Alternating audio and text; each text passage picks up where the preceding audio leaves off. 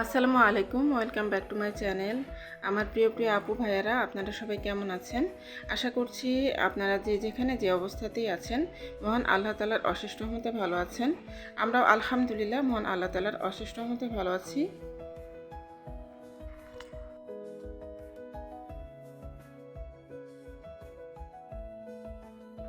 নতুন আরেকটি ভিডিওতে আপনাদের সবাইকে আবারও স্বাগত জানাচ্ছি। আর আজকের ভিডিওটা আমি শুরু করেছি সকালে নাস্তা করার পর থেকে। তো সকালে নাস্তা করার পরে কিছু কাজকর্ম করে নিয়ে তারপরে দুপুরে রান্নাবান্না আর কি শুরু করব। তো এখানে যে আমি লবণের কৌটার মধ্যে লবণ ভরে নিলাম আর ঢেলে নিলাম। আর এখন এই যে আমি দারুচিনিগুলো আর কি জায়গা মতো রেখে দিব। তো এখানে যে দারুচিনি রাখার যে বক্সটা আছে, তো সেটার মধ্যে আমি দারুচিনিগুলো ভরে নিচ্ছি।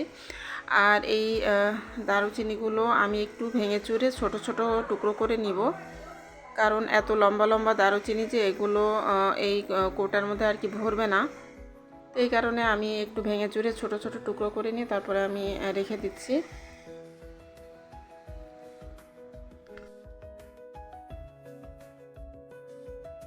তো আমার প্রিয় আপু ভাইয়ারা, যারা আমার ভিডিওটিতে ক্লিক করবেন ভিডিওটি দেখার জন্য, তারা দয়া করে একটা লাইক দিয়ে আমার ভিডিওটি প্লিজ কন্টিনিউ করবেন। আর নতুন আপু ভাইয়ারা যারা আমার চ্যানেলে ভিজিট করবেন, তাদের কাছে যদি আমার ভিডিও একটু ভালো লাগে তাহলে আমার চ্যানেলটি সাবস্ক্রাইব করে প্লিজ আমার চ্যানেলের সাথে একটু চ্যানেলের সাথে থেকে যাবেন আর আমাকে একটু সাপোর্ট করবেন প্লিজ। আর যারা আমাকে প্রতিনিয়ত সাপোর্ট করে যাচ্ছেন আর আমার চ্যানেলটি সাবস্ক্রাইব করে আমাকে সাপোর্ট দিচ্ছেন, তাদেরকে জানাই অসংখ্য অসংখ্য ধন্যবাদ আর মন থেকে দোয়া রইল। আর এখানে যে আমি কিছু মরিচ শুকাতে দিব। তো আজকে অনেক রোদ উঠেছে, তো এই কারণে আমি মরিচ শুকাতে দিব। আর এই মরিচগুলো আমাদের বাগানের মরিচ। তো আমাদের বাগানে অল্প কিছু মরিচ লাগিয়েছিল।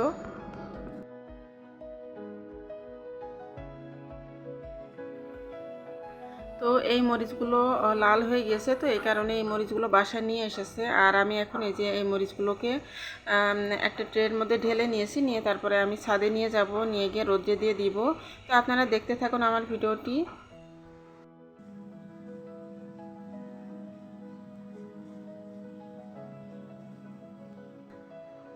আর এই যে এখন আমি ছাদে চলে এসেছি, আর এই যে আমি মরিচগুলো এখানে রোদে শুকাতে দিয়ে দিলাম। তো মরিচগুলো শুকাতে থাক আর আমি সেই সাথে আপনাদেরকে আমার ছাদের কয়েকটা গাছও একটু শেয়ার করি।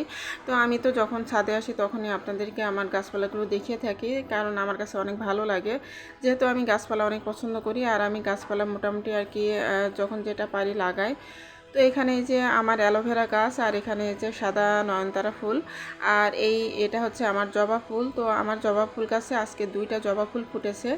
তো এই যে দেখুন মাশাআল্লাহ কতটা সুন্দর লাগছে। আর আমার এই জবা ফুলের কালারটা আমার কাছে ভীষণ ভালো লাগে, এটা একদমই লাল টকটকা। তো এই যে দেখুন কত সুন্দর লাগছে আমার গাছের জবা ফুলগুলো, আর অনেকগুলো কলি এসেছে।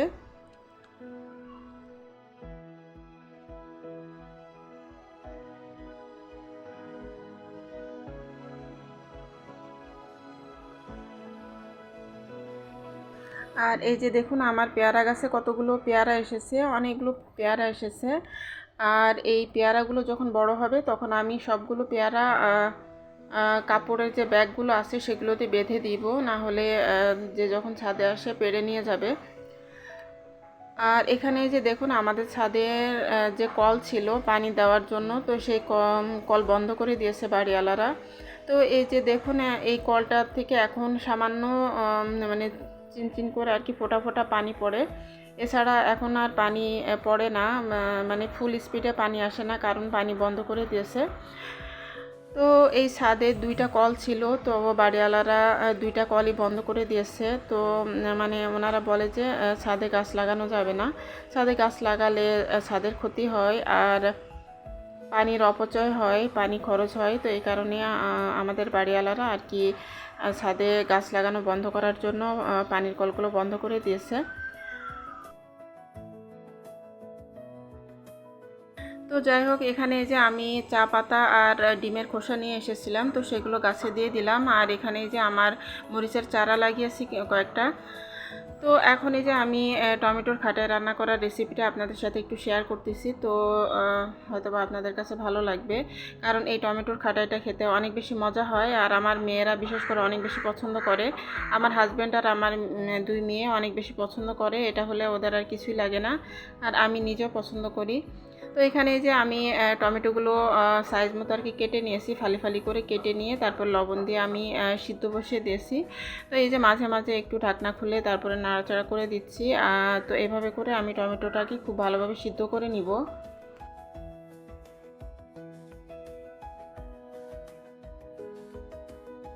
তো এখানে যে টমেটোগুলো খুব ভালোভাবে সিদ্ধ হয়ে গেছে। তো এখন এই যে আমি ডাল ঘুটনির সাহায্যে খুব ভালোভাবে ঘুটে নিব।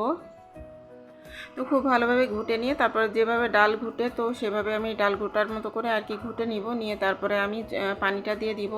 তো খুব ভালোভাবে ঘুটতে হবে যাতে করে আর কি টমেটোটা খুব ভালোভাবে মিশে যায় আর কি। তো তারপরে আমি পানিটা দিয়ে দিব, পরিমাণ মতো ঝোলের পানি দিয়ে দিব।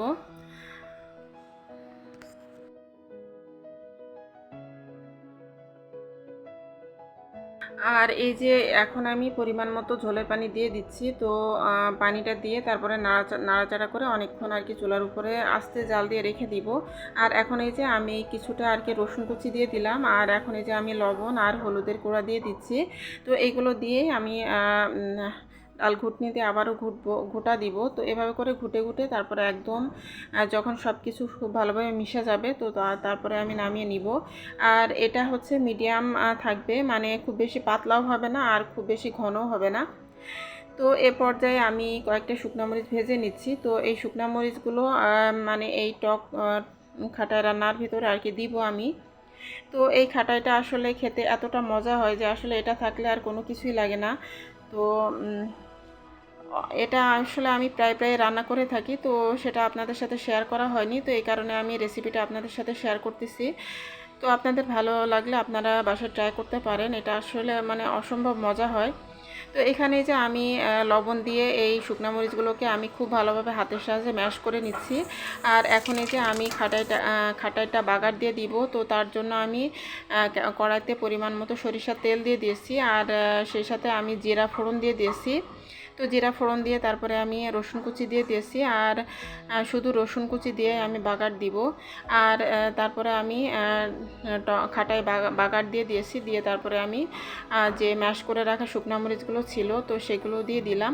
দিয়ে তারপরে নাড়াচাড়া করে এখন এই যে আমি ধনিয়া পাতা দিয়ে দিয়েছি। আর আমি সেই সাথে লবণটাও আমি চেখে দেখেছি, তো লবণটা ঠিক করে আর কি দিয়েছি। তো এই তো হয়ে গেল আমার মজাদার টমেটোর খাট্টা অথবা খাটাই, যে যেটাই বলে।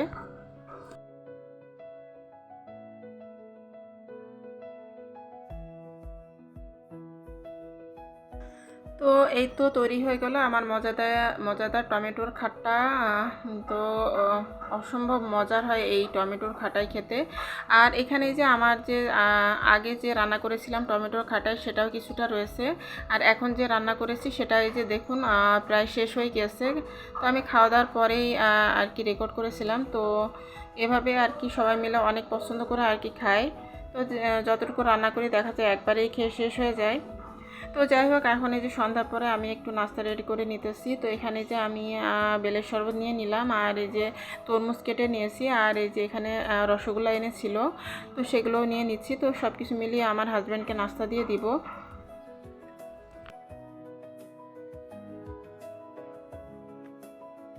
আমার প্রিয় প্রিয় আপু ভাইয়ারা, আমার ভিডিওর মাঝে যদি কোনো নয়েজ আসে তাহলে প্লিজ ক্ষমা সুন্দর দৃষ্টিতে দেখবেন। আর এখন এই যে আমি একটু নুডলস রান্না করে নিচ্ছি। তো সন্ধ্যা নাস্তার জন্য একটু ঝাল জাতীয় কিছু না খেলে তো ভালো লাগে না। আর আমার হাজব্যান্ডও মিষ্টি জাতীয় জিনিস তেমন একটা খেতে চায় না, তো এই কারণে আমি একটু নুডলস রান্না করতেছি। আর বাচ্চারাও পছন্দ করে। আর এখানে যে আমি বিটরুট দিয়েছি, তো বিটরুট দেওয়ার কারণে এরকম লালচে লালচে হয়ে গেছে। তো লালচে লালচে হয়ে গেলেও বিটরুট দিয়ে রান্না করলে এটা স্বাস্থ্যসম্মত হয়। তো এই কারণে আমি বিটরুটটা আগে আর কি কেটে ডিপ ফ্রিজে রেখে দিয়েছিলাম, তো সেটাই আর কি বের করে নিয়েছি। তো আমার ফ্রোজেন সবজি দিয়েই আর কি সবসময় আমি নুডলসটা রান্না করে থাকি। তো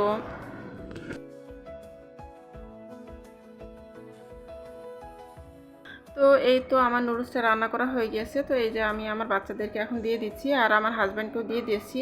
আর এখানে যে টমেটো সসটা আমি যে তৈরি করেছিলাম, তো সেই টমেটোর সস। আজকের মতো এখান থেকে বিদায়, আল্লাহ হাফিজ।